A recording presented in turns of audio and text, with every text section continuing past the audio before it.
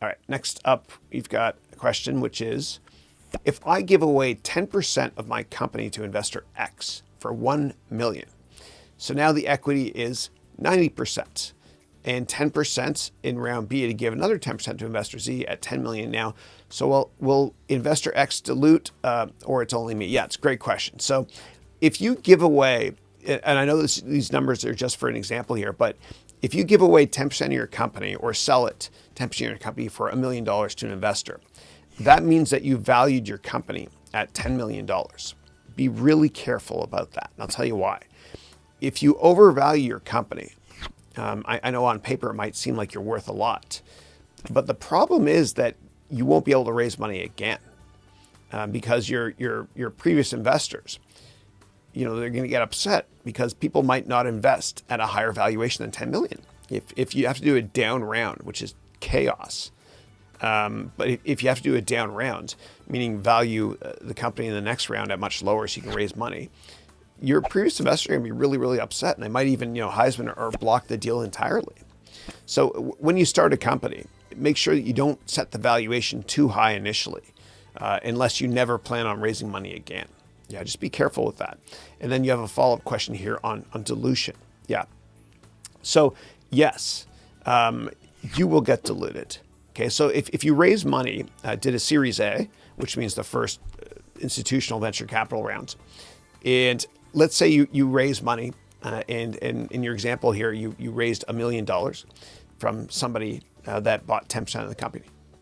Then let's just say there's 100 shares outstanding. You have 90, they have 10. Then if you want to raise more money, you have to issue more shares, right? And so you're going to dilute yourself. And what happens a lot of times is the previous investors have the Prorata right to invest more money in future rounds so that they don't get diluted. So they still own 10% of the company. So I'll give you an example. This investor owns 10% of the company after the Series A. You own 90%, and there's 100 shares, so they own 10 shares. Well, you want to raise more money in a Series B down the road.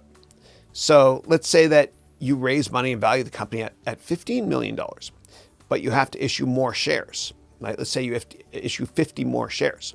So basically you've got 150 shares now.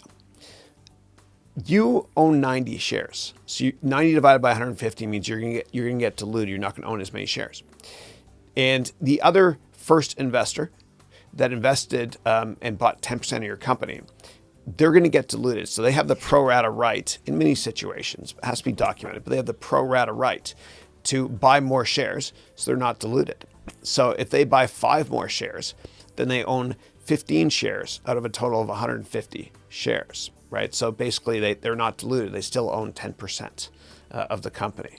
And the 45 new shares are being purchased by the new investor at a valuation of 15 million in this hypothetical example. So you get diluted, but investor A has the pro rata rights to not get diluted by buying 5 more shares in this hypothetical example.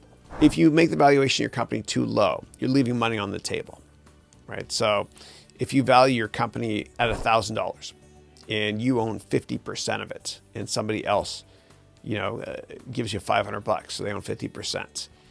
Then when you want to raise money later on, even if it's a higher level, you're not going to own very much of that company anyway. Yeah, but never value a company too high.